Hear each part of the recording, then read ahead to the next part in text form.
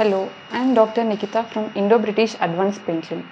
ఈరోజు మనం జనరల్గా పెయిన్స్ గురించి మాట్లాడుకున్నాం. అవి వచ్చేసి స్పైనల్ పెయిన్ అంటే ఏంటి, వెన్నుపూస దగ్గర వచ్చే నొప్పి గురించి. ఇప్పుడు నొప్పి అన్నది పెద్దవాళ్ళు రావచ్చు, చిన్నపిల్లలు రావచ్చు, ఎలాంటి ఏజ్ గ్రూప్లో అయినా రావచ్చు. సాధారణంగా మిడిల్ ఏజ్ గ్రూప్లో ఎక్కువగా వచ్చేది సాఫ్ట్వేర్ ఎంప్లాయీస్, లేకపోతే ఎక్కువసేపు కూర్చోవడం వల్ల పెయిన్ అన్నది కామన్గా వింటూ ఉంటున్నాం. బ్యాక్ పెయిన్ అని, నెక్ పెయిన్ అన్నది ఎక్కువగా వస్తుంటుంది.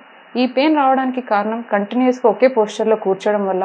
అలాంటి పోస్చర్ని అవాయిడ్ చేయడానికి ఒక 1 అవర్కి ఎవ్రీ 2 or 3 minutes లేచి అటు ఇటు నడవడం కానీ, అండ్ అలాంటి పెయిన్ అలానే మంత్స్ తరబడి కంటిన్యూ అవుతూ ఉంటే మ్యాండేటరీగా డాక్టర్ని కన్సల్ట్ అవ్వడం, పెయిన్ ఏంటి, దేనివల్ల వస్తుందో తెలుసుకొని దానికి తగ్గట్టుగా ట్రీట్మెంట్ చేసుకోవడం అనేది జరుగుతుంది.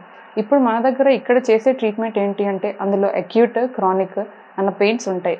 లెస్ దెన్ 3 months వస్తే అక్యూట్ కింద కన్సిడర్ చేస్తాము, మోర్ దెన్ 3 months కింద అంటే క్రానిక్ కింద కన్సిడర్ చేస్తాం.